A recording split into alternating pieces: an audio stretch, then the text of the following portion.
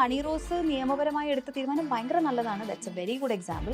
പക്ഷേ she shouldn't act Innocent. ഞാൻ struggle ചെയ്യുന്ന പോലെ എനിക്കറിയാം 100 പേര് സ്ട്രഗിൾ ചെയ്യുന്നത്. അങ്ങനെ ഒരു ഇൻഡസ്ട്രിയിൽ ഒരു മോശം മാതൃകയാണ് അത് കാണിക്കുന്നത്. അതേപോലെ 4 പേര് പോകുമ്പോഴാണ് അത് വേഴ്സാണ്. എല്ലാം അങ്ങനെയാണ്. We are ready to do anything എന്ന് പറയുന്ന കുട്ടികളുണ്ട്.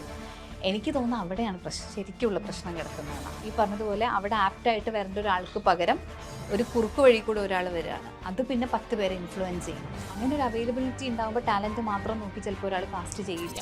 I did a photoshoot aesthetically ഒരു കോൺസെപ്റ്റിന് വേണ്ടി ചെയ്ത ഫോട്ടോഷൂട്ടാണ്. എന്നെപ്പോലെയുള്ള ഒരാൾക്ക് പോലും സ്വിം സൂട്ട്സ് അവൈലബിൾ ആയിരുന്നില്ല. ഞങ്ങളത് വളരെ തിരഞ്ഞു കണ്ടുപിടിച്ചിട്ടാണ് അന്ന് ഒരു സ്വിം സൂട്ട് ഒപ്പിച്ചത്. അപ്പോൾ എനിക്കപ്പോൾ ഞാൻ സ്വിമ്മിങ്ങിന് പോകണമെങ്കിൽ എന്തിടണം? ഞാൻ കുറേ രാത്രികൾ ഇങ്ങനെ കിടന്ന് കരഞ്ഞിട്ടുണ്ട്. ബിക്കോസ് ഞാൻ എല്ലാവരും കഴിക്കുന്നത് പോലെ മാത്രം ഭക്ഷണം കഴിക്കുന്ന ഒരാളായിരുന്നു. ഐ വാസ് നെവർ ഒരു ഓവർ ഫുഡ് കഴിക്കുന്ന ഒരാളേ ആയിരുന്നില്ല. പക്ഷേ നമ്മൾ ഭക്ഷണം കഴിക്കാനിരിക്കുമ്പോൾ ആൾക്കാർ ഇങ്ങനത്തെ കമൻ്റ് ഒക്കെ പാസ് ചെയ്യും. മതി എന്നിട്ട് പോ. ഞാൻ ഉപ്പയും കൂടെ പോകുമ്പോൾ ഉപ്പൻ്റെ വൈഫാണോ എന്ന് ചോദിച്ചു. ഉപ്പൊക്കെ എങ്ങനെ റിയാക്ട് ചെയ്യേണ്ടതെന്ന് അറിയില്ല. ഭയങ്കര ഓക്വേർഡായിരുന്നു. അത് കഴിഞ്ഞിട്ട് ഞാൻ പോയി ഇരുന്നിട്ട് ഞാൻ കുറേ കരഞ്ഞിട്ടുണ്ട്. പിന്നെ എല്ലാത്തിനെയും നമ്മൾ ഇതുമായിട്ട് കണക്ട് ചെയ്യാൻ തുടങ്ങി. ഈ ആളാണ് എനിക്ക് താമസ സ്ഥലമൊക്കെ അറേഞ്ച് ചെയ്യാൻ പോകുന്നതെന്ന് എനിക്ക് അറിയാവുന്നത് കൊണ്ട് ഞാൻ എൻ്റെ ഒരു ഫ്രണ്ടിൻ്റെ വീട്ടിൽ നിൽക്കാം. ട്രിവാൻഡ്രത്തായിരുന്നു ഷൂട്ട്. ഉടനെ ഇയാൾ എന്നെ ചീത്ത കളിക്കാൻ തുടങ്ങി. അതെന്താണ് അങ്ങനെ? നമ്മൾ വിശ്വാസം ഇല്ലാത്ത പോലെ. അത് കഴിഞ്ഞിട്ട് എനിക്ക് വരുന്നത് കുഞ്ഞു ക്യാരക്ടേഴ്സ് ആയിരിക്കുമെങ്കിൽ പോലും അതുപോലെ എനിക്ക് പേടിയായിരുന്നു. ഹൈ ക്വാളിറ്റി മെറ്റീരിയൽസ് കൊണ്ടാണ് നമ്മുടെ ഓരോ വീടും നിർമ്മിച്ചിരിക്കുന്നത്. അതുകൊണ്ട് തന്നെ 10 വർഷത്തെ വാറന്റിയാണ് നമ്മുടെ ഗ്യാരണ്ടി. ഇതുപോലൊരു വീടല്ലേ സർ ആഗ്രഹിക്കുന്നത്? ഇങ്ങനൊരു വീട് ആരാണ് ആഗ്രഹിക്കാത്തത്? Bate Homes for Kerala's leading tech enabled home builder.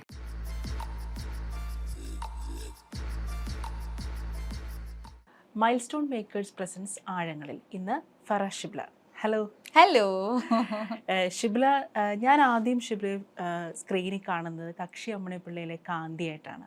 കാന്തിയിലെ ആ ക്യാരക്ടർ എന്ന് പറഞ്ഞാൽ നമ്മൾ ഈ കാരണവന്മാരൊക്കെ പറയുന്ന പോലെ വളരെ അടക്കവും ഒതുക്കവും ഉള്ള, ഭർത്താവിന് ഇഷ്ടമുള്ള ഫുഡൊക്കെ കുക്ക് ചെയ്ത് കൊടുക്കുന്ന, വളരെ ശാലീനതയും കുലീനത്വം ഉള്ളൊരു പെൺകുട്ടി. പക്ഷേ ശരിക്കുള്ള ഷിബ്ല അങ്ങനെയല്ല, വളരെ പൊളിയാണ് അല്ലേ? നമ്മളൊക്കെ എപ്പോഴും സംസാരിക്കുന്നത് വളരെ പൊളിയായിട്ടുള്ളൊരു ഷിബ്ലയാണ് എനിക്ക് പരിചയമുള്ളത്. അതെ, നമ്മൾ അനുവും ഞാനും എപ്പോഴും സംസാരിക്കുന്ന ആൾക്കാരാണ്. ഈ പറഞ്ഞതുപോലെ കാന്തി ഞാൻ എന്നുള്ള ഒരാളിൽ നിന്ന് വളരെ വ്യത്യസ്തമായിട്ടുള്ള ഒരാളാണ്. അപ്പം ഞാൻ എൻ്റെ അടുത്ത് ഈ സിനിമ ചെയ്യുന്ന സമയത്ത് എനിക്കുള്ള സംശയങ്ങളൊക്കെ ചോദിക്കാനും അതിനെനിക്ക് എപ്പോഴും ഉത്തരം കിട്ടുമായിരുന്നു, എന്ത് ചോദിക്കുമ്പോഴും. അപ്പോൾ ഞാൻ മുമ്പ് ഇൻ്റർവ്യൂസിൽ പറഞ്ഞിട്ടുണ്ട്, അതായത് നമ്മൾ കാന്തിയെ പോലെയുള്ളൊരു പെൺകുട്ടി മുന്നേ പ്രണയിച്ചിട്ടുണ്ടാവില്ല എന്ന് വിചാരിക്കുക അല്ലേ? ആ ഒരു സിനിമ എനിക്ക് ആ കഥാപാത്രം പറഞ്ഞു തന്ന് എനിക്ക് ആ സീന് തന്നപ്പോൾ ഞാൻ ചോദിച്ചു, അതെന്തുകൊണ്ടാണ് സൻലേഷ് ചേട്ടൻ അങ്ങനെ എഴുതിയത്? കാന്തി മുന്നേ പ്രണയിച്ചിട്ടുണ്ട്. കാരണം നമുക്ക് ഓൾമോസ്റ്റ് അവളുടെ ഒരു മാൻ ഇൻ ഹെർ ലൈഫ് കണ്ടുപിടിച്ച പോലെയൊക്കെയാണ് അമ്മിണീനെ നമുക്ക് തോന്നുക. അതുകൊണ്ട് അവൾ വിട്ടുകൊടുക്കാതെ പിടിച്ചു നിർത്തുന്ന പോലെയാണ് തോന്നുന്നത്. അപ്പോൾ അവൾക്ക് മുന്നേയും പ്രണയം ഉണ്ടായിട്ടുണ്ട്, എസ്പെഷ്യലി അങ്ങനത്തെ ഒരു ഫിസിക്കുള്ള. അപ്പോൾ എൻ്റെ അടുത്ത് പറഞ്ഞു, കാന്തിക്ക് ഒരിക്കലും കാന്തി ഒരു കുറവുള്ള, അങ്ങനെ, അതായത് ആളുകൾ പറയുന്ന പോലെ, അതായത് അവളുടെ വെയിറ്റ് അവൾക്കൊരു കുറവാണെന്ന് ഒരു സമയത്തും തോന്നിയിട്ടില്ല. She's like A butterfly. Of course അവൾക്ക് പ്രണയങ്ങൾ ഉണ്ടായിട്ടുണ്ടാവും, പ്രണയ നൈരാശ്യങ്ങൾ ഉണ്ടായിട്ടുണ്ടാവും. നമ്മൾ എന്തിനാണ് അതിന് അതർവൈസ് ജഡ്ജ് ചെയ്യണേ?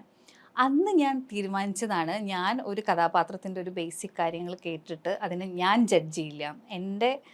എൻ്റെ ഈഗോ വെച്ച്, എൻ്റെ ഒരു സെൽഫ് എസ്റ്റീം വെച്ച് ഞാനൊരു കഥാപാത്രത്തിനെ ജഡ്ജ് ചെയ്യില്ല. കാരണം ഞാൻ വിചാരിക്കുന്ന പോലെ അല്ല. എനിക്കിപ്പോൾ എൻ്റെ ഒരു 10 ഷെയ്ഡ്സ് അറിയായിരിക്കും, പക്ഷേ എന്നെയും അനുവിനെ വെച്ച് നോക്കുമ്പോൾ ചിലപ്പോൾ അനു വളരെ വ്യത്യസ്തമായിട്ടുള്ള ഒരാളായിരിക്കും. അങ്ങനത്തെ കഥാപാത്രങ്ങൾ ചെയ്യാൻ പറ്റുക എന്നുള്ളതാണ് ഒരു ആക്ടർ എന്നുള്ള നിലയ്ക്ക് ഭയങ്കര. എനിക്ക് പൊളിറ്റിക്കലി ഇൻകറക്റ്റായ ഒരു കഥാപാത്രം ഇൻകറക്റ്റായിട്ടാണ് പ്രസൻറ്റ് ചെയ്യുന്നതെങ്കിൽ ചെയ്യാൻ പോലും എനിക്കിഷ്ടമാണ്. ബിക്കോസ് അങ്ങനത്തെ ആൾക്കാർക്ക് റെപ്രസെൻറ്റേഷൻ വേണം. അപ്പം അങ്ങനെ വിചാരിക്കുന്ന ഒരാൾ. അപ്പം ഇറ്റ്സ് ട്രൂ ദറ്റ് ഞാനും കാന്തിയും വളരെ വ്യത്യസ്തരായിട്ടുള്ള ആൾക്കാരാണ്. ഷിബ്ല, ഞാൻ ഷിബ്ല ആദ്യമായിട്ട് ഇന്റർവ്യൂ ചെയ്യുന്നത്, ഷിബ്ലയ്ക്ക് ഓർമ്മയുണ്ടായിരിക്കും, മറ്റേ ഫോട്ടോഷൂട്ടിന്റെ സമയത്ത് സ്വിംസ്യൂട്ടുള്ള ഫോട്ടോഷൂട്ട്. ആ ഫോട്ടോഷൂട്ടിന് ഭയങ്കരമായിട്ട് വൈറലായിരുന്നു. ഷിബ്ല ഒരുപാട് വിമർശനങ്ങൾ കേട്ടു. നമ്മൾ അതിനെക്കുറിച്ചൊക്കെ ഒരുപാട് ചർച്ച ചെയ്തിട്ടുണ്ടായിരുന്നു. അതിനുശേഷം എപ്പോഴെങ്കിലും ഈ കരിയറിലോ അല്ലെങ്കിൽ പേഴ്സണൽ ലൈഫിലോ ഈ ബോഡി ഇമേജ്, അതിനെ ആസ്പദമാക്കി ബോഡി ഇമേജ് കൊണ്ടുള്ള ഇഷ്യൂസ് നേരിട്ടിട്ടുണ്ടായിരുന്നു? ഇല്ല, അങ്ങനെയില്ല. പക്ഷെ ചില ആൾക്കാർക്ക് ഇതെന്താണെന്ന് മനസ്സിലായിട്ടില്ല എന്ന് എനിക്ക് തോന്നിയിട്ടുണ്ട്. അതായത് ഞാൻ ചെയ്തത് ഒരു സ്വിം സൂട്ട് ഔട്ട്ഫിറ്റ് ഷൂട്ട് അല്ലായിരുന്നു. ഞാൻ അന്ന് അനുവിൻ്റെ അടുത്ത് അന്നും പറഞ്ഞിട്ടുണ്ട്. അതായത് നമ്മൾ ഇപ്പോൾ തിങ്സ് ആർ ബെറ്റർ. നമ്മൾ സംസാരിക്കുന്നത് ഒരു 2 years ബാക്ക് 3 years ബാക്ക് ആണ്. അന്ന് എന്നെപ്പോലെ ഞാനൊരു മിഡിൽ സൈസ്ഡ് മനുഷ്യനാണ്. എന്നെപ്പോലെയുള്ള ഒരാൾക്ക് പോലും സ്വിം സൂട്ട്സ് അവൈലബിൾ ആയിരുന്നില്ല. ഞങ്ങളത് വളരെ തിരഞ്ഞു കണ്ടുപിടിച്ചിട്ടാണ് അന്ന് ഒരു സ്വിം സൂട്ട് ഒപ്പിച്ചത്.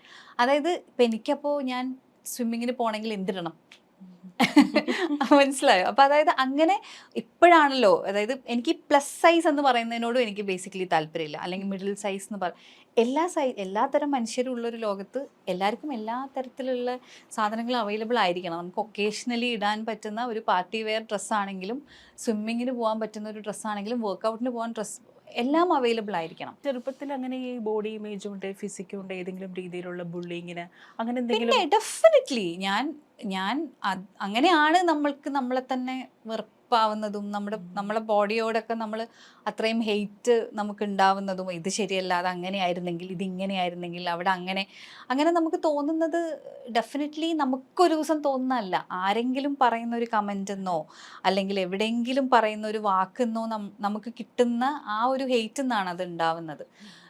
ഞാൻ പറഞ്ഞിട്ടുണ്ട്, ഞാനൊരു ഡിഗ്രിക്കൊക്കെ പഠിക്കുന്ന സമയത്ത് ഞാൻ കുറേ രാത്രികൾ ഇങ്ങനെ കിടന്ന് കരഞ്ഞിട്ടുണ്ട്. ബിക്കോസ് ഞാൻ എല്ലാവരും കഴിക്കുന്നത് പോലെ മാത്രം ഭക്ഷണം കഴിക്കുന്ന ഒരാളായിരുന്നു. ഐ വാസ് നെവർ ഒരു ഓവർ ഫുഡ് കഴിക്കുന്ന ഒരാളേ ആയിരുന്നില്ല. പക്ഷേ നമ്മൾ ഭക്ഷണം കഴിക്കാനിരിക്കുമ്പോൾ ആൾക്കാർ ഇങ്ങനത്തെ കമൻറ്റൊക്കെ പാസ് ചെയ്യും. മതി എനിക്ക് പോ, അങ്ങനത്തെ സാധനങ്ങൾ എനിക്കത് ഭയങ്കര പ്രശ്നമാണ്. ഞാൻ എൻ്റെ വീട്ടിൽ ഇപ്പം എനിക്കറിയാവുന്ന കുറച്ച് സുഹൃത്തുക്കളുണ്ട്, അവർ അത്യാവശ്യം വണ്ണമൊക്കെ ഉള്ള ആൾക്കാരൊക്കെ ഉണ്ട്. അങ്ങനത്തെ പരിപാടികൾ പറഞ്ഞാൽ ഞാൻ ഭയങ്കര സ്റ്റേണായിട്ട് പറയും, അത് പറയരുത് കേട്ടോ. ബിക്കോസ് നമ്മൾ കഴിക്കുമ്പോൾ whatever we are getting that will directly go inside എന്ന് എനിക്ക് തോന്നിയിട്ടുണ്ട്. Because we are intaking something. അപ്പോൾ ആ പറയുന്ന സാധനങ്ങൾ നേരെ അങ്ങ് പോവും, എവിടെയും ഒരു തടയില്ലാതെ. അതെനിക്ക് ഭയങ്കര പ്രശ്നമാണ് തിന്നുന്ന സമയത്ത്. പിന്നെ ഞാൻ ആക്ച്വലി ഉപ്പയും കൂടെ പോകുമ്പോൾ ഉപ്പൻ്റെ വൈഫാണോ എന്ന് ചോദിച്ചിട്ടുണ്ട്. ബിക്കോസ് ഉപ്പ ലൈക്ക് മമ്മൂട്ടി മാതിരിയുള്ള ഒരാളാണ്, ഭയങ്കര ഏജ് ഇൻ റിവേഴ്സ് ഗിയർ ഉള്ള ആളും കൂടിയാണ്. ആൻഡ് ഞാൻ ഫുൾ ഹിജാബിലൊക്കെ ആയിരുന്നു. അപ്പോൾ എന്നെ കാണുമ്പോൾ പെട്ടെന്ന് തോന്നിയത് ഉമ്മയോട് സിമിലാരിറ്റി ഉള്ള പോലെ. അത് ഞാൻ ഒരു ദിവസമൊക്കെ ഞാൻ ഉപ്പൊക്കെ എങ്ങനെ റിയാക്ട് ചെയ്യേണ്ടതെന്ന് അറിയില്ല, ഭയങ്കര ഓക്വേർഡായിരുന്നു. അത് കഴിഞ്ഞിട്ട് ഞാൻ പോയി ഇരുന്നിട്ട് ഞാൻ കുറേ കരഞ്ഞിട്ടുണ്ട്.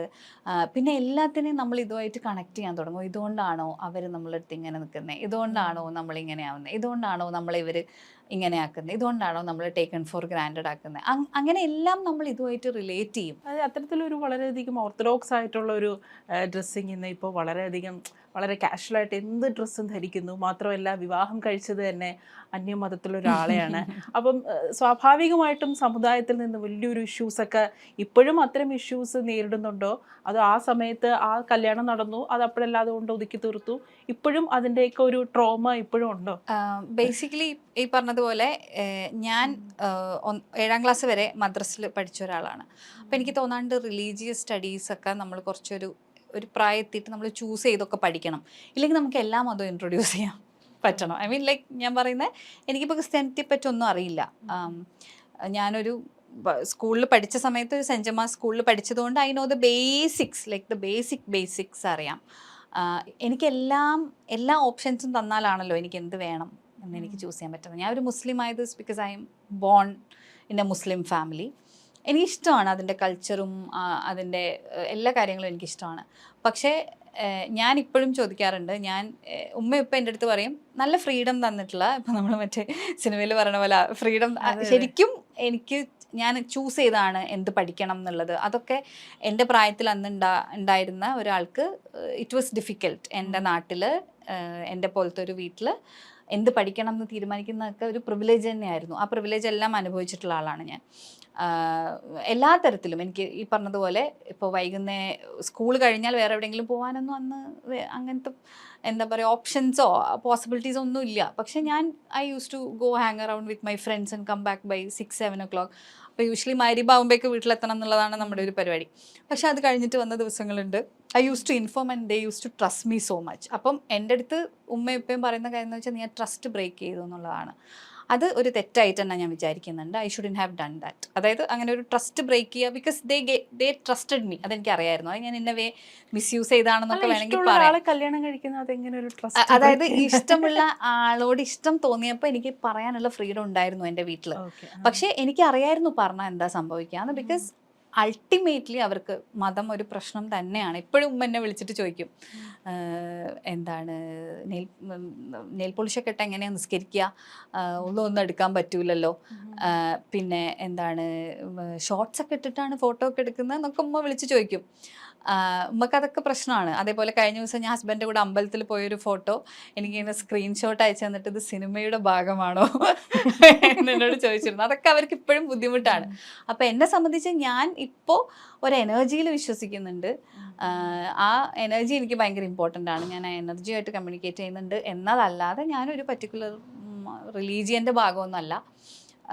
എനിക്ക് പല പല മതങ്ങളിൽ നിന്നും പല പല സാധനങ്ങൾ എനിക്കിഷ്ടമാണ്.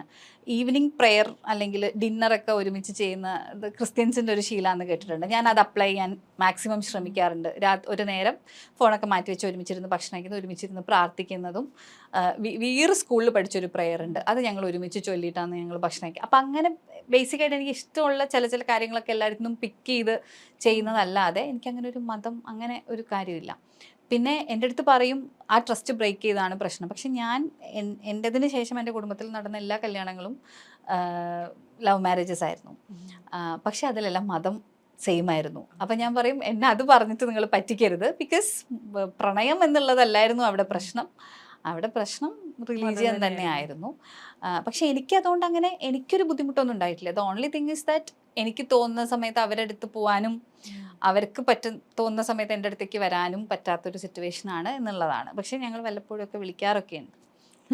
ഇപ്പോൾ പറഞ്ഞല്ലോ, ഇപ്പം അമ്പലത്തിൽ പോയി തൊഴുകാറുണ്ട്, പള്ളിയിൽ നിസ്കരിക്കാറുണ്ട്. ഞാനും അങ്ങനെ ചെയ്യുന്നൊരു കൂട്ടത്തില്ല. അമ്പലത്തിൽ പോയി തൊഴുവും, അതുപോലെ തന്നെ പള്ളിയിൽ പോയി പ്രാർത്ഥിക്കും. വെറുതെ ഇങ്ങനെ കണ്ണുടച്ചിങ്ങനെ പ്രാർത്ഥിക്കും. അവിടുത്തെ കാര്യങ്ങളൊന്നും എനിക്ക് പിടിയില്ല. അപ്പം സ്വാഭാവികമായിട്ടും ഈ അമ്പലത്തിൽ പോയി തൊഴുമ്പോഴും ഈ നിസ്കരിക്കുമ്പോഴൊക്കെ ഈ ഒരു എനർജിയെ കുറിച്ച് പറഞ്ഞല്ലോ. ആ ഒരു നിസ്കരിക്കപ്പോൾ കിട്ടുന്ന ആ ഒരു എനർജി, അത് അമ്പലത്തിൽ പോയി തൊഴുമ്പോൾ അവിടുത്തെ ഈ മണിയടി ശബ്ദമൊക്കെ കേൾക്കുമ്പോൾ ആ പ്രാർത്ഥനകളൊക്കെ ചൊല്ലുമ്പോൾ ആ സെയിം വൈബ്രേഷൻ കിട്ടുന്നുണ്ടോ? ഡിഫറെൻ്റ് ആണ്. It's actually different. ഞാൻ ഉംറക്ക് പോയിട്ടുണ്ടായിരുന്നു സൗദിയിൽ. അപ്പം ഞാൻ ഭയങ്കര ഒരു ക്രിറ്റിസൈസിങ് മെൻറ്റാലിറ്റിയിലാണ് പോയത്. Because I was too young. ഞാൻ എനിക്ക് തോന്നുന്നു ഡിഗ്രി ഫസ്റ്റ് ഇയറോ ഒക്കെ ആയിട്ടേ ഉണ്ടായിരുന്നുള്ളൂ. അപ്പം എനിക്കങ്ങനെ ഞാൻ ഒരു റിലീജിയസ് റിച്വലിന് പോയതിനെക്കാട്ടിലും സൗദി കാണാം, മെക്ക കാണാം, കഅബ കാണാം എന്നൊക്കെയുള്ള ഇൻട്രസ്റ്റിലാണ് പോയത്. പക്ഷേ നമ്മൾ ആ കഅബയിൽ എത്തുമ്പോൾ there is an energy that നമ്മളറിയാണ്ട് കണ്ണൊക്കെ നിറഞ്ഞു പോകുന്ന പോലത്തെ ഒരു റിഫ്രഷിങ് ഒരു സാധനമുണ്ട്. എനിക്ക് അമ്പലം ഇതുപോലെ ഭയങ്കര പീസ്ഫുള്ളായിട്ട് തോന്നിയിട്ടുണ്ട് എനിക്ക്. ഈ വിളക്കും അതിൻ്റെ ഒരു ഇതും മണിയടി ശബ്ദമൊക്കെ ഡിഫറെൻ്റ് ആണ്. ഓഫ് കോഴ്സ് ദ എനർജീസ് എനിക്ക് ഫീൽ ചെയ്യുന്ന എനർജി ഡിഫറെൻ്റ് ആണ്. പക്ഷെ രണ്ടും എനിക്ക് പീസ് തരുന്നുണ്ട് എന്നുള്ളത് സത്യമാണ്. ഇപ്പോൾ മോനുണ്ട്. അപ്പോൾ മോൻ ഏതെങ്കിലും ഒരു പർട്ടിക്കുലർ റിലീജിയനിൽ വിശ്വസിച്ച് ആ രീതിയിലാണോ അവനെ ഗ്രൂം ചെയ്തെടുക്കുന്നത്? ഇല്ല, അവൻ വന്ന് ചോദിക്കാറുണ്ട് എൻ്റെ റിലീജിയൻ ഏതാന്ന് ചോദിച്ചു. അപ്പം ഞാൻ പറഞ്ഞു ഹ്യൂമൻ ആണെന്ന് പറയണേ, വേറെ ഇല്ല എന്ന് പറയണം എന്ന് പറഞ്ഞു.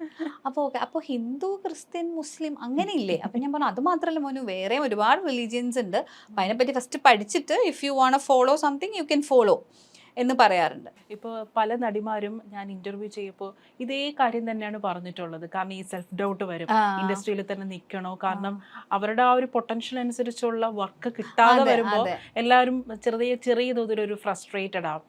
അപ്പോഴാണ് നമ്മൾ ഈ ഹേമ കമ്മിറ്റി റിപ്പോർട്ടിൽ ഒരു പ്രധാനപ്പെട്ട ഒരു കാര്യം അതിനകത്ത് പറഞ്ഞിട്ടുള്ളത്. അതായത് ഈ പല നടിമാരും അഡ്ജസ്റ്റ് ചെയ്ത് കൊടുത്തിട്ടാണ് അവർക്ക് റോളുകൾ കിട്ടുന്നത് എന്നുള്ളൊരു, അതിനകത്ത് അങ്ങനെ ഒരു പ്രധാനപ്പെട്ട ഒരു കാര്യം ഉണ്ടായിരുന്നു. അത് കേരളത്തിൽ വലിയ രീതിയിൽ ചർച്ചയായിട്ടുണ്ടായിരുന്നു.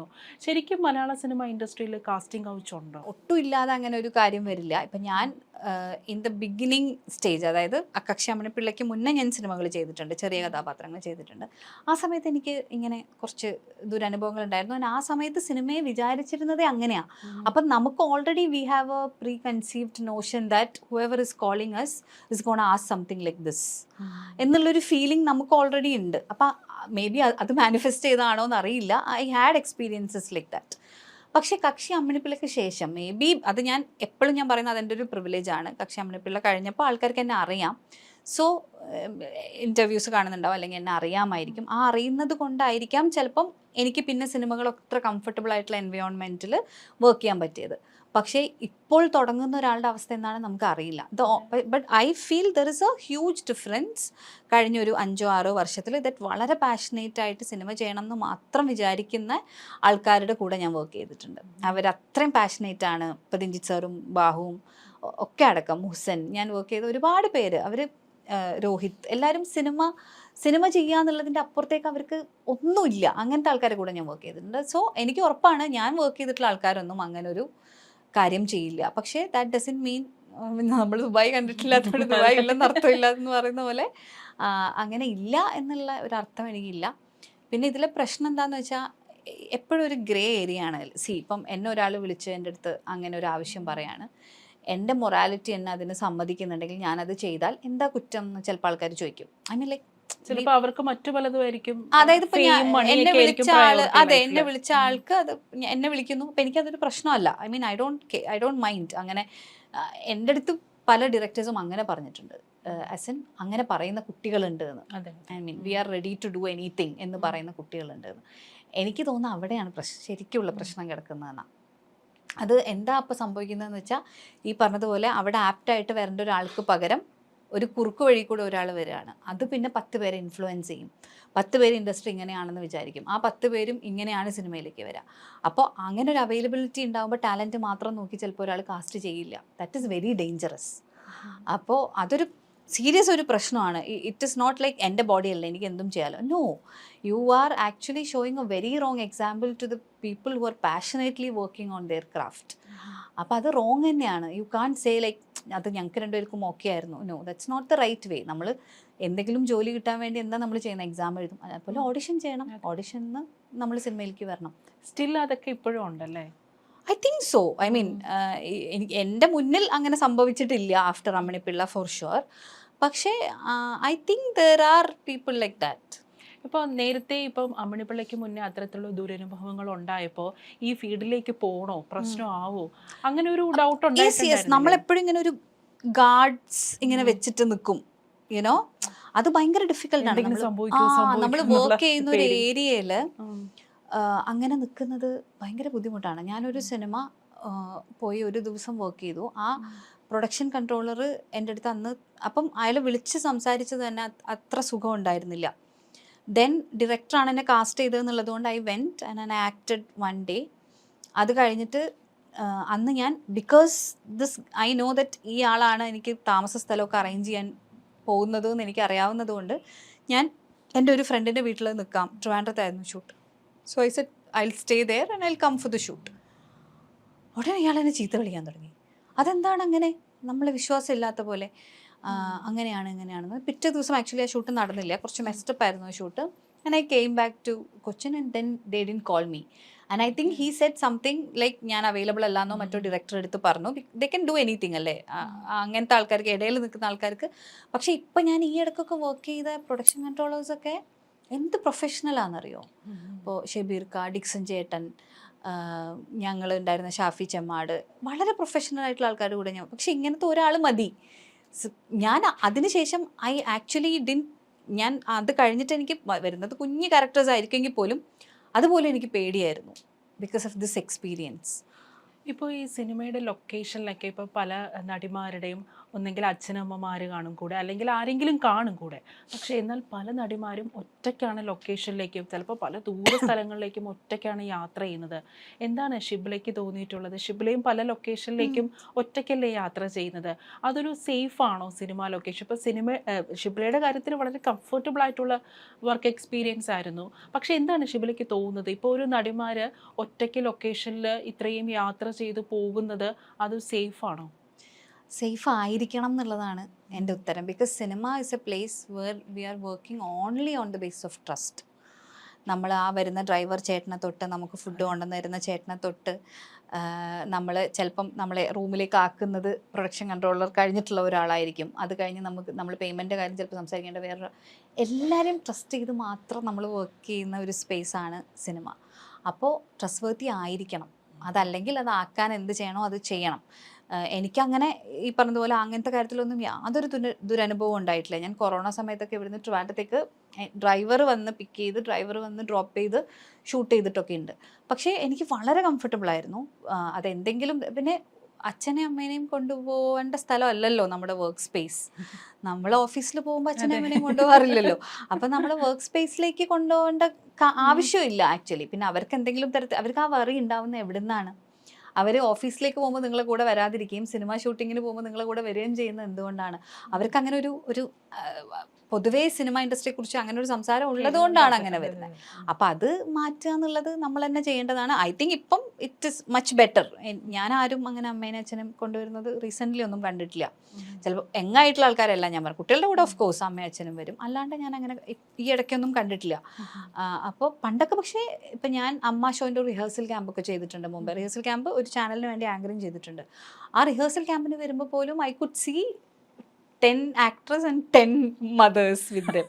മനസ്സിലായോ? അങ്ങനെ ഉണ്ടായിരുന്നു അന്നത്തെ കാലത്ത്. അതും ഭയങ്കര ഫേമസ് ആയിട്ടുള്ള ആക്ടേഴ്സിൻ്റെ കാര്യമാണ് ഞാൻ പറയണേ. പക്ഷേ ഇന്നിപ്പം ഞാനിപ്പോൾ നിഖിലയും വർക്ക് ചെയ്തു. നിഖില ഒറ്റയ്ക്കാണ് വരുന്നത്. ഒരു അസിസ്റ്റൻറ്റ് അവളുടെ ആവശ്യങ്ങൾക്ക് കൂടെ ഉണ്ടാവുന്ന ഒഴിച്ചാൽ ഒറ്റയ്ക്കാണ് വരുന്നത്. ഞാൻ പറയുന്നത് എപ്പോഴും പെണ്ണുങ്ങളുടെ കൂടെയല്ലേ ആൾക്കാർ പോകുന്നത്. ആണ് ആക്ടേഴ്സിൻ്റെ കൂടെ അമ്മമാരും അച്ഛന്മാരും വരുന്നതായിട്ട് നമ്മൾ കാണുന്നില്ല. അപ്പോൾ ഇറ്റ് ഷുഡ് ബി ട്രസ്റ്റ് വർത്തി എന്നുള്ളതാണ് അതിൻ്റെ ഉത്തരം. ഇപ്പോൾ ആക്ട്രസ് സമാന്ത ഒരു പ്രഖ്യാപനം നടത്തിയായിരുന്നു. തുല്യവേതനം. സമാന്തയുടെ പ്രൊഡക്ഷൻ കമ്പനിയിൽ ആദ്യമായിട്ട് ഇറങ്ങുന്ന സിനിമയിൽ അതിൽ അഭിനയിക്കുന്ന നായകനും നായികയ്ക്കും ഫീമെയിൽ ആൻഡ് മെയിൽ ആക്ടേഴ്സിനെല്ലാം തുല്യവേതനം എന്നുള്ളത്. ഇവിടെ ഇപ്പോൾ വലിയൊരു പ്രശ്നം നടന്നുകൊണ്ടിരിക്കുകയാണ്. പ്രൊഡ്യൂസേഴ്സ് അസോസിയേഷൻ ഈ താരങ്ങൾ ഒരുപാട് പ്രതിഫലം ചോദിക്കുന്ന വലിയ പ്രശ്നമാണെന്നുള്ള നിലയിൽ ഇപ്പോൾ നേരത്തെ മുതലേ പ്രശ്നം ഉണ്ടായിരുന്നു. ഈ സിനിമയിലെ ഫീമെയിൽ ആക്ടേഴ്സിന് തുല്യവേതനം കിട്ടുന്നില്ല, വളരെ ചെറിയ തുകയാണ് കിട്ടുന്നത് എന്നുള്ളൊരു പ്രശ്നമൊക്കെ ഉണ്ടായിരുന്നു. ശരിക്കും എന്താണ് ഷിബിലേക്ക് തോന്നിയിട്ടുള്ളത്? ഈ വേതനം പരിഹരിച്ചാൽ, അതായത് താരങ്ങൾ ചോദിക്കുന്ന വേതനം അതൊന്ന് താഴ്ത്തിപ്പിടിക്കുകയാണെങ്കിൽ മലയാള സിനിമയുടെ പ്രതിസന്ധി അതിനൊരു പരിഹാരമാവോ? ചില ആൾക്കാർക്ക് സെൽഫ് വർത്ത് ഭയങ്കര കൂടുതലാണെന്ന് എനിക്ക് തോന്നിയിട്ടുണ്ട്. അതായത് നമ്മൾ like it should be always like what we are bringing on to the table അല്ലേ. അത് യൂഷ്വലി ഇവിടെ എല്ലാം ഒരു മെയിൽ കേന്ദ്രീകൃത കഥകൾ വരുന്നത് കൊണ്ട് ഓഫ് കോഴ്സ് അവർക്ക് കൂടുതൽ ഡേയ്സ് വർക്ക് ചെയ്യേണ്ടി വരും. അവരുടെ ഷോൾഡറിലാണ് സിനിമ മോശമായാൽ അവരെയാണ് നമ്മൾ പറയുക. അങ്ങനത്തെ എല്ലാ കാര്യങ്ങളും ഉള്ളത് കൊണ്ട് മെയിലിന് ചിലപ്പം പൈസ അത് അങ്ങനെ സംഭവിച്ചാണെന്ന് എനിക്ക് ബേസിക്കലി തോന്നുന്നത്. അതായത് പണ്ടത്തെ കാലം തൊട്ട് തന്നെ ഇപ്പം ആക്ടർ വർക്ക് ചെയ്യേണ്ടി വരുന്നത് 20 ദിവസവും ആക്ട്രസിന് ചിലപ്പോൾ 3 ദിവസം മതിയായിരിക്കും. അങ്ങനെ ഉണ്ടായ ഒരു പാരിറ്റി ആണെന്ന് എനിക്ക് തോന്നുന്നു. പിന്നെ അതൊരു കൺവീനിയൻസ് ആക്കി എടുത്തിട്ട് ഇപ്പോഴും അങ്ങനെ സംഭവിക്കുന്നുണ്ട് എന്നും എനിക്ക് തോന്നിയിട്ടുണ്ട്.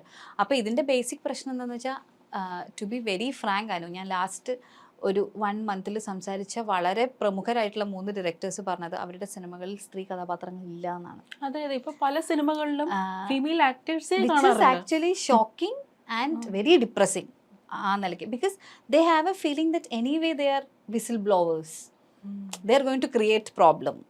എന്തിനാ വെറുതെ നമ്മളൊരു തലവേദന എടുക്കുന്നത്? അങ്ങനെ വിചാരിക്കുന്ന പോലെ എനിക്ക് പേഴ്സണലി തോന്നുന്നത്. പക്ഷെ ഇപ്പം ഞാനീ സംസാരിച്ച ആൾക്കാരൊക്കെ ചിലപ്പോൾ അവരുടെ കഥ അങ്ങനെ ആവശ്യപ്പെടുന്നതുകൊണ്ടായിരിക്കും. പക്ഷെ എന്തുകൊണ്ടാണ് 20 കഥ ഉണ്ടാകുമ്പോൾ 12 കഥ അങ്ങനെ ആവശ്യപ്പെടുന്നത്? നമ്മൾ സ്ത്രീകൾക്കും കഥകളില്ലേ? അപ്പോൾ സ്ത്രീകളുടെ കഥകൾ എഴുതാനും അതിനെ നന്നായിട്ട് ലോഞ്ച് ചെയ്യാനും പ്രൊഡ്യൂസേഴ്സും റൈറ്റേഴ്സും ഡയറക്ടേഴ്സും ഒക്കെ റെഡിയാവുന്ന സമയത്താണ് ഇങ്ങനെ ഈ വ്യത്യാസമില്ലാതെ ആവുള്ളൂ.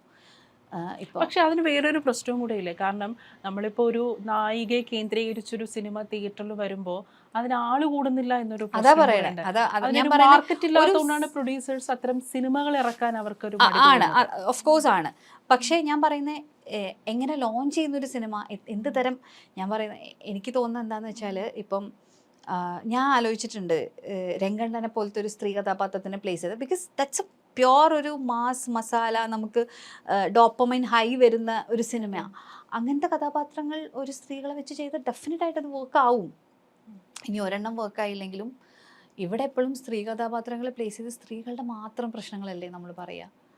ഒരു സ്ത്രീ കഥാപാത്രത്തിന് പ്ലേസ് ചെയ്തിട്ടുണ്ടെങ്കിൽ that should be something about just woman. It doesn't have to be അല്ലേ.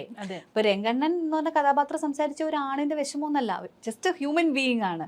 അതുപോലെ വേറൊരു ഹ്യൂമൻ ബീയിങ് ആണ് സ്ത്രീ എന്ന് പറയുന്നത്. സ്ത്രീകളുടെ കഥകൾ അങ്ങനെ പറയണം. നോട്ട് ലൈക്ക് ഇവിടെ സ്ത്രീകളുടെ കഥ പറയുമ്പോൾ തന്നെ ഇനിയിപ്പം ഫെമിനിസം ആയിരിക്കും എന്നുള്ളൊരു ചിന്ത ആൾക്കാർക്ക് വരിക. ഓ ഇനിയിപ്പോൾ സ്ത്രീകൾ ഉദ്ധരിക്കാൻ തുടങ്ങും, ഇനിയിപ്പോൾ ബാക്കിയുള്ള പുരുഷ കഥാപാത്രങ്ങളെല്ലാം ക്രൂരന്മാരായിട്ടും കുറച്ച് മോശമായിട്ടൊക്കെ ചിത്രീകരിക്കും, ഫ്രീഡം തരാത്തവരായിട്ടൊക്കെ ഇങ്ങനെ ആയിരിക്കും എന്നുള്ള ഒരു തോന്നൽ ആളുകൾക്ക് ഉള്ളതുകൊണ്ടും കൂടിയാണ് അങ്ങനെ സംഭവിക്കുന്നത്. പക്ഷേ എനിക്ക് തോന്നുന്നത് അങ്ങനെയല്ലാതെ ശരിക്കും എനിക്ക് നല്ല ആക്ഷൻ സിനിമയൊക്കെ സ്ത്രീകൾ ചെയ്യുന്ന കാണണം എന്നുണ്ട്, അങ്ങനെ വരണം എന്നുണ്ട്. അപ്പം എനിക്ക് തോന്നുന്നു ആൾക്കാർ വരും എന്ന്. ഐ ഡോണ്ട് തിങ്ക് അങ്ങനെ ആൾക്കാർ വരാതിരിക്കും എന്നൊന്നും. പക്ഷേ കുറച്ച് ഇനി ഇതൊന്നും ഇല്ലെങ്കിലും സിനിമകളിൽ വളരെ പ്രോമിനൻ്റ് ആയിട്ട് വളരെ റെലവൻ്റ് ആയിട്ട് സ്ത്രീ കഥാപാത്രങ്ങൾ ഉണ്ടാവാൻ കുറച്ച് കോൺഷ്യസ്ലി എങ്കിലും എഴുത്തുകാർ ശ്രമിക്കണം എന്നുള്ളതാണ് എൻ്റെ ഒരു റിക്വസ്റ്റ്. ബിക്കോസ് അല്ലെങ്കിൽ എന്ത് ചെയ്യും പിന്നെ ഇത്രയും ആക്ടേഴ്സ് ഇങ്ങനെ ദേ വെയിറ്റിംഗ് ഫോർ ക്യാരക്ടേഴ്സ് അല്ലേ. അപ്പോൾ അതുപോലും സ്ത്രീ കഥാപാത്രങ്ങളെ ഇല്ലാത്തൊരവസ്ഥയിൽ ആണ് നമ്മൾ പറയുന്നത് സ്ത്രീകളെ നമ്മൾ സെയിം വേതനം കൊടുക്കാനുള്ള നിലയിലെത്തിക്കണം എന്ന്. That is going to be difficult. ഞാനൊരു ദിവസം ഈ മൊബൈലിൽ ഇങ്ങനെ ഫേസ്ബുക്ക് ഇങ്ങനെ പരതിക്കൊണ്ടിരുന്നപ്പോൾ പെട്ടെന്നൊരു വാർത്ത കണ്ട് ഞാൻ ഞെട്ടിപ്പോയി. അതായത് അതിനകത്ത് തൊട്ട് താഴെ ഷിബ്ലയുടെ ഫോട്ടോ ഉണ്ടായിരുന്നു. വാർത്ത ഇങ്ങനെയായിരുന്നു, അതായത് നമ്മളെ കേരളത്തിലെ നമ്മളെ സമൂഹത്തിലെ പുരുഷന്മാരുടെ ലൈംഗിക ദാരിദ്ര്യത്തെയാണ് ചൂഷണം ചെയ്യുന്നതെന്നുള്ളത്. ആ വാർത്ത കേട്ട് ഞാൻ പെട്ടെന്ന് ഞെട്ടിപ്പോയി, ഇതെന്താ സംഭവം എന്നുള്ളതേ. അതിൻ്റെ തൊട്ടപ്പുറത്തെ ഫോട്ടോ ഹണി റോസിൻ്റെ ആയിരുന്നു. പിന്നെ അതിന്മേലുള്ള ചർച്ചകളായിരുന്നു, ചാനൽ മൊത്തം അതിന്മേലുള്ള ചർച്ചകളായിരുന്നു. അതിൽ ഒരു സാമൂഹ്യ നിരീക്ഷകൻ പറഞ്ഞത് ഷിബില ഫറ അങ്ങനെ പറഞ്ഞു, സ്ത്രീ അങ്ങനെ പറഞ്ഞു എന്നും പറഞ്ഞായിരുന്നു. ശരിക്കും ഷിബിലയ്ക്ക് തോന്നുന്നത് ഷിബില പറഞ്ഞ കാര്യം ഈ തെറ്റായ രീതിയിൽ വ്യാഖ്യാനിക്കപ്പെട്ടു എന്ന് ഷിബിലയ്ക്ക് തോന്നിയായിരുന്നു. അറ്റ്ലീസ്റ്റ് രാഹുൽ ഈശ്വർ പറഞ്ഞ കാര്യങ്ങൾ ഞാൻ പറഞ്ഞിട്ട് ഇല്ല. ആസ് ഇൻ ഞാൻ ഹണി റോസിന്റെ വസ്ത്രധാരണത്തെക്കുറിച്ചോ അവരുടെ ശരീരത്തെക്കുറിച്ചോ ഒന്നും ഞാൻ കമന്റ് ചെയ്തിട്ടില്ല. അങ്ങനെ കമന്റ് ചെയ്യുന്ന ഒരാളല്ല ഞാൻ. അതെന്നെ അറിയാവുന്നവർക്ക് അറിയാവുന്ന കാര്യമാണ്. പിന്നെ ഞാൻ എന്താണ് ഉദ്ദേശിച്ചത് എന്ന് 90% ആൾക്കാർക്ക് മനസ്സിലായിട്ടുണ്ട്. And they believe the same. പക്ഷേ ഇന്നത്തെ സമൂഹത്തിൽ just because Honey Rose is a woman people doesn't want to talk against her എന്നുള്ളതാണ്. ഞാൻ പറയുന്നത് എന്താണെന്ന് വെച്ചാൽ സെൽഫ് ഒബ്ജക്റ്റിഫിക്കേഷൻ എന്ന് പറയുന്നത് വളരെ റോങ് ആയിട്ടുള്ള കാര്യമാണ്. Now I'm sitting in an interview. What if I'm wearing something this deep that is going to make him uncomfortable. That is not how it is. എനിക്ക് എൻ്റെ ശരീരം ആണ് എൻ്റെ സ്വാതന്ത്ര്യമാണെന്ന് പറയാൻ പറ്റില്ല. അതിന് ഡെഫിനറ്റ് ആയിട്ട് ലിമിറ്റേഷൻസ് ഉണ്ട് നമുക്ക്. അപ്പം ഞാൻ പറയുന്നത് എനിക്ക് ഇൻസ്റ്റാഗ്രാമിൽ പലതും എക്സിബിഷനിസമായിട്ട് തോന്നിയിട്ടുണ്ട്. വെൻ മെൻ ഇപ്പം ഞാൻ ബസ്സിലിരിക്കുമ്പോൾ ആൾക്കാരിങ്ങനെ മുണ്ട് പൊക്കി കാണിച്ചിട്ടുണ്ട്. ജസ്റ്റ് ബിക്കോസ് നമ്മൾ ആണുങ്ങൾക്ക് ഒറ്റ ലൈംഗിക അവയവേ ഉള്ളൂ എന്നാണല്ലോ നമ്മൾ കണക്കാക്കപ്പെടുന്നത്. അതായത് അങ്ങനെയാണ് നമ്മൾ വിചാരിക്കും. അത് കാണിക്കുന്നതിനാണ് നമ്മൾ എക്സിബിഷനിസം എന്ന് പറയുന്നത്. So what are women doing on Instagram? I'm not talking about അപ്പോൾ ആൾക്കാർ ചോദിക്കുമോ നിങ്ങൾ ഫോട്ടോഷൂട്ട് ചെയ്തില്ലേ? I did a photoshoot aesthetically ഒരു കോൺസെപ്റ്റിന് വേണ്ടി ചെയ്ത ഫോട്ടോഷൂട്ടാണ്. There are nude photography which are very good, very beautiful, but I have seen someone making cold coffee wearing a bra. That is exhibitionism. She is in a way provoking or whatever. She has a sexual intent inside it. അപ്പം എനിക്ക് honey റോസിൻ്റെ കാര്യത്തിൽ തോന്നിയത് എന്താണെന്ന് വെച്ചിട്ടുണ്ടെങ്കിൽ വളരെ respect ഉള്ള ആളാണ്. And she doesn't deserve any comment that Bobby Chemmanur said. അതിലൊന്നും എനിക്ക് യാതൊരു എതിര അഭിപ്രായവും ഇല്ല. പക്ഷേ നമ്മൾ പറയില്ലേ സമൂഹത്തിനൊരു അപജയമുണ്ട്, ഒരു വീക്ക്നെസ് ഉണ്ട് എന്ന് ഹണി റോസിന് മുന്നേ അറിയാമായിരുന്നു. അതിനുള്ള ബുദ്ധി അവർക്കുണ്ട്. ഷീസ് നോട്ട് ദാറ്റ് അത്രയും ഇന്നസെൻ്റ് ആണെന്ന് എനിക്ക് തോന്നുന്നില്ല. She new what she's doing and she know that is അപ്പോൾ പൈസ ഉണ്ടാക്കുന്നത് തെറ്റാണോ? പൈസ ഉണ്ടാക്കുന്നത് തെറ്റൊന്നല്ല, പൈസയൊക്കെ ഉണ്ടാക്കാം. പക്ഷേ she's showing a very bad example to all the woman who are struggling in the industry. എല്ലാവരും സ്ട്രഗിൾ ചെയ്യുവാണ്. ഇപ്പം ഞാൻ സ്ട്രഗിൾ ചെയ്യുന്ന പോലെ എനിക്കറിയാം 100 പേര് സ്ട്രഗിൾ ചെയ്യുന്നത്. അങ്ങനെ ഒരു ഇൻഡസ്ട്രിയിൽ ഒരു മോശം മാതൃകയാണത് കാണിക്കുന്നത്. If I don't have movies I can do this, I can make money like this. After all it's not at all about money. It is about self respect. It should be about self respect. It should be about your craft. It shouldn't be about the body you have. You have to use your body for the craft. അല്ലാതെ നിങ്ങൾ ചെയ്യുന്ന എന്ത് കാര്യമാണെങ്കിലും നിങ്ങൾക്ക് പൈസ ഉണ്ടാക്കുന്നതിൽ എന്താണ് തെറ്റ്? തെറ്റൊന്നുമില്ല. There are prostitute who make money, but that is ethically wrong for me. Maybe not for you, not for other people. If they are, അവർക്ക് ഭക്ഷണം കഴിക്കാൻ പൈസ ഇല്ലാതെ അവരത് ചെയ്യുമ്പോൾ ചിലപ്പോൾ നമ്മൾ അതിലൊരു തെറ്റ് കാണില്ല. If they don't have any other choice, otherwise it's wrong അല്ലേ? അല്ല, ഇപ്പം ചിലപ്പോഴൊക്കെ ഇപ്പോൾ മൈ ബോഡി മൈ റൂൾസ് എന്നൊക്കെ പറയാറുണ്ട്. ഇപ്പോൾ ചിലവരെ ക്ലീവേജ് കാണിച്ചിട്ടുള്ള ഡ്രസ്സ് ഇടുന്നു. അത് വളരെയധികം വളരെ പ്രശസ്തരായിട്ടുള്ള ഫാഷൻ ഡിസൈനേഴ്സ് ആയിരിക്കും ആ ഡ്രസ്സൊക്കെ ഡിസൈൻ ചെയ്ത് കൊടുക്കുന്നത്. ഇപ്പോൾ ദിവ്യപ്രഭ ഇട്ട വസ്ത്രം തന്നെ മറ്റേ കാൻ ഫിലിം ഫെസ്റ്റിവലിൽ. അപ്പോൾ അത്തരം വസ്ത്രങ്ങളൊക്കെ ഇടുമ്പോൾ ഒരുപാട് വിമർശനങ്ങളൊക്കെ അവർ കേൾക്കുന്നുണ്ട്. പ്രത്യേകിച്ചും അവരൊക്കെ മലയാളി താരങ്ങളായതുകൊണ്ടും മലയാളികളായതുകൊണ്ടല്ലേ ഇത്രയും വിമർശനങ്ങൾ കേൾക്കേണ്ടി വന്നത്. ഇപ്പോൾ ഒരു വിദേശ വനിതയാണെങ്കിൽ ഇതുപോലത്തെ ഡ്രസ്സ് ഇട്ട് നടക്കുകയാണെങ്കിൽ, ക്ലീവേജ് കാണിച്ചൊരു ഡ്രസ്സ് ഇട്ട് നടക്കുകയാണെങ്കിൽ ആരും ഒന്നും പറയാനും പോകത്തില്ല, ഒന്നും കമൻ്റ് ഇടാനും പോകത്തില്ല. അപ്പോൾ അങ്ങനെ ഒരു ഇതും കൂടെ ഇല്ലേ? ഓഫ് കോഴ്സ് വേറൊരാളുടെ ഇഷ്ടത്തിനല്ല നമ്മൾ വേഷം ഇടേണ്ടത്. ഡെഫിനറ്റ്ലി നമ്മുടെ ഇഷ്ടത്തിന് തന്നെയാണ്, നമുക്ക് കംഫർട്ടബിൾ ആയതുമാണ് നമ്മൾ ഇടേണ്ടത്. എനിക്ക് പല സമയത്തും തോന്നിയിട്ടുണ്ട്, just because I'm a woke ഞാൻ ഇങ്ങനെ ഇടാം, മൈ ബോഡി മൈ റൂൾസ് ആയതുകൊണ്ട് ഞാൻ ഇങ്ങനെ ഇടാം. അങ്ങനെയല്ലല്ലോ അത്. ഞാൻ പറയട്ടെ, ഒരാൾ എന്തുദ്ദേശത്തിലാണ് ഒരു കാര്യം ചെയ്യുന്നതെന്ന്, ഇപ്പോൾ അവരുടെ ഉദ്ദേശം നമുക്ക് അവരെ മനസ്സിൽ പോയി നോക്കാൻ പറ്റും ചോദിച്ചാൽ ഇല്ല. പക്ഷേ അനുവിന് മനസ്സിലാവാറില്ലേ ഒരു വീഡിയോ കാണുമ്പോൾ എന്താണ് ഇതിൻ്റെ ഇൻറ്റൻറ്റ്? മനസ്സിലാവാറില്ലേ? അത്രേ ഉള്ളൂ. അത് അത്രയും സിമ്പിളാണത്. അതിനെക്കുറിച്ച് എന്തുകൊണ്ടാണ് ഇപ്പോഴും ഇവിടെ കോൺവെർസേഷൻസ് ഉണ്ടാവാത്തതെന്ന് എനിക്കറിയില്ല. അതായത് എനിക്ക് തമാശ തോന്നിയത്, ഹണി റോസ് കേരളത്തിലെ എല്ലാ സ്ത്രീകൾക്കും വേണ്ടി യുദ്ധം നയിക്കുകയാണെന്നൊക്കെയാണ് വാർത്താ ചാനൽസ് പറഞ്ഞുകൊണ്ടിരുന്നത്. അല്ല, ആ സമയത്ത് എല്ലാവരും ഹണി റോസിനെ വളരെ, ഞാൻ പറയുന്ന ഹണി റോസ് നിയമപരമായി എടുത്ത തീരുമാനം ഭയങ്കര നല്ലതാണ്. That's a very good example. പക്ഷേ she shouldn't act innocent because she is not. അവിടെയാണ് എൻ്റെ പ്രശ്നം. And why is that people are not talking about it? അതിലൊരു ഞാൻ 1-2 വളരെ ഫേമസ് ആയിട്ടുള്ള യൂട്യൂബേഴ്സ് എന്നെ ഇത് കണ്ടിട്ട് വിളിച്ചിട്ടുണ്ടായിരുന്നു.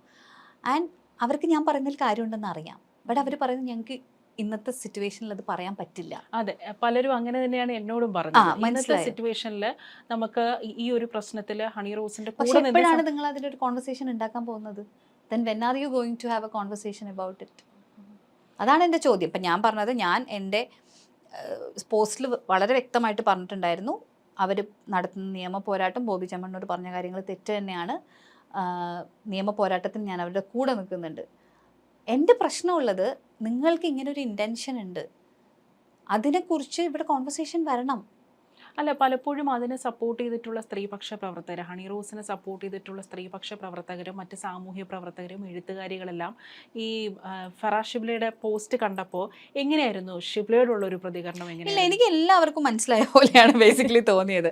മാലച്ചേച്ചിയൊക്കെ അന്ന് സ്ഥിരമായിട്ട് ഇല്ല മാലച്ചേച്ചിയൊക്കെ അന്ന് സ്ഥിരമായിട്ട് ചർച്ചയ്ക്ക് ഇരിക്കുന്നുണ്ടായിരുന്നു. അപ്പോൾ മാലച്ചേച്ചി അതിൽ പറഞ്ഞിട്ടുണ്ടായിരുന്ന ഒരു പോയിന്റ് എന്താണെന്ന് വെച്ചാൽ, അവരുടെ വേഷമല്ല പ്രശ്നം. ഞാനും അവരുടെ വേഷം നല്ല കേട്ടോ പറയണേ, പക്ഷെ അവരൊരു പ്രത്യേക ആംഗിളിൽ എടുക്കുന്നതാണ് പ്രശ്നം എന്ന് എനിക്ക് തോന്നുന്നു. അങ്ങനെ ആയിരിക്കും എന്ന് മാലച്ചേച്ചി പറയുന്നുണ്ടായിരുന്നു. പക്ഷേ സർപ്രൈസിംഗ്ലി ഒരു സ്ത്രീകളും അവരെന്താ പറഞ്ഞെന്നുള്ള പോലെ സംസാരിക്കുന്നത് ഞാൻ കേട്ടിട്ടില്ല. Because what I feel is like everyone knows that that's the truth, but it's just that nobody wants to talk about it. Because അവർ ക്യാൻസൽ ആയി പോയാലോ, അവർ ആ വോക്ക് അല്ലാണ്ടായി പോയാലോ ഒന്ന് പേടിച്ചിട്ടാണ് സംസാരിക്കാതിരിക്കുന്നത്. എന്നെ സംബന്ധിച്ച്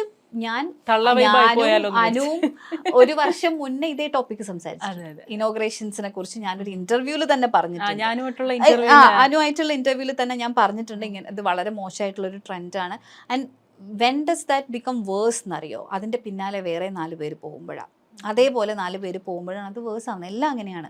കാസ്റ്റിംഗ് കൗച്ച് ആണെങ്കിലും സെൽഫ് ഒബ്ജക്റ്റിഫിക്കേഷൻ ആണെങ്കിലും ഒക്കെ വേഴ്സ് ആവുന്നത് ഞാൻ പോയി ഒരു മാതൃക കാണിച്ച് എൻ്റെ പിന്നാലെ 4 പേര് വരുമ്പോഴാണ്. അപ്പോൾ നമ്മൾ ഉണ്ടാക്കിയ ഇമ്പാക്റ്റ് മോശമാണെന്ന് നമുക്ക് മനസ്സിലാവുകയാണല്ലോ.